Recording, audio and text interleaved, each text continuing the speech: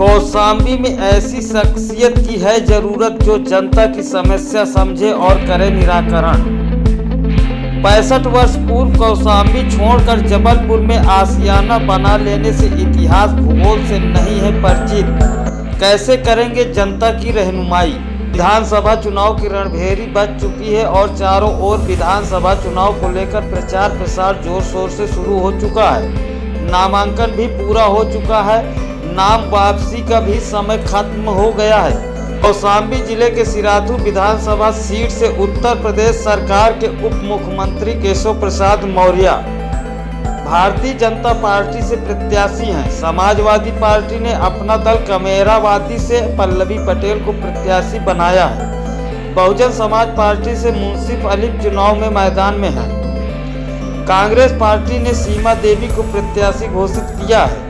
Deputy CM Keshav Prasad के सिराथू विधानसभा से नामांकन किए जाने के बाद यहां की राजनीति में भूचाल सा आ गया है और समाजवादी पार्टी ने बड़े नेताओं के नाम में शुमार पल्लवी पटेल को टिकट देकर डिप्टी सीएम के सामने चुनाव मैदान में उतारा है।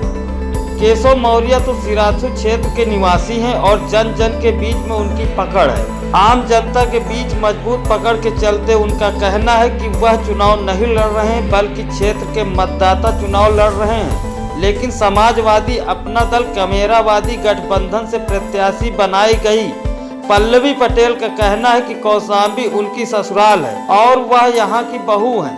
जब जी प्रभात न्यूज की टीम द्वारा उनसे सवाल किया गया तब उन्होंने कहा कि यहाँ की बहू हैं और बहू अपना ससुराल छोड़कर कहीं नहीं जाएगी, जो कि आप वीडियो में सुन सकते हैं। कई जगह प्रोग्राम अभी लगा समझ रहे हैं कि लोगों में ये कौतूहल भी है, समाज के लोगों में भी ये कौतूहल है कि आप ये बताएंगे कि क्या कानपुर आप जीतने के बाद चली जाएंगी। आप जो है यहाँ पर आप स्वयं जनता को देखेंगे कि आप अपने प्रतिनिधि के द्वारा आप कार्य कराएंगे। जीतने के बाद आप क्या करेंगे।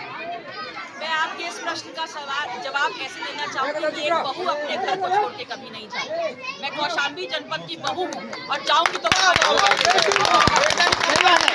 वहीं लोगों के बीच चर्चा का विषय बना हुआ है कि नामांकन के पूर्व उन्हें अपनी ससुराल की याद क्यों नहीं आई है।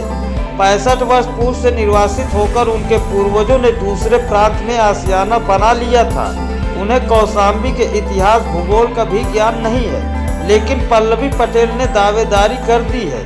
जनता के बीच वह किस हैसियत से इस जिले की बहू होने का दावा कर रही हैं।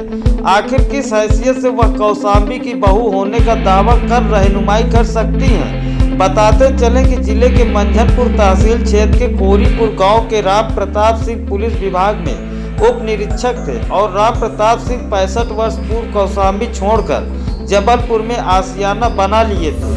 राम प्रताप सिंह के निरंजन पटेल उर्फ भोलू सिंह और अमरनाथ सिंह पटेल उर्फ लुल्लू सिंह दो बेटे हैं। उप निरीक्षक राम प्रताप सिंह के पोते पंकज निरंजन पटेल जबलपुर में रहते हैं और पंकज निरंजन पटेल की पत्नी पल्लवी पटेल हैं। बताया जाता है कि पंकज निरंजन पटेल जबलपुर में कांग्रेस के नेता भी रह चुके हैं। 3 पीढ़ी पहले जिस परिवार ने कौशाम्बी से रिश्ता तोड़ दिया था, विधानसभा चुनाव लड़ने की गरज से वह परिवार अब कौशाम्बी में रिश्ता जोड़ रहनुमाई की बात कर रही हैं। आज कौशाम्बी में ऐसी शख्सियत की जरूरत है जो जनता के दुख दर्द समस्या को समझे और उसका निराकरण करे, मतदाताओं से रिश्ता जोड़े, उनके दुख दर्द को समझते हुए उसके निस्तारण का प्रयास करे। सच्चे रहनुमाइयों की कमी होती जा रही है, जिसका नतीजा यह है कि जनता और जनप्रतिनिधियों के बीच दूरी बनती जा रही है और 65 वर्ष पूर्व कौशाम्बी से निर्वासित होकर दूसरे प्रांत में बसने वाले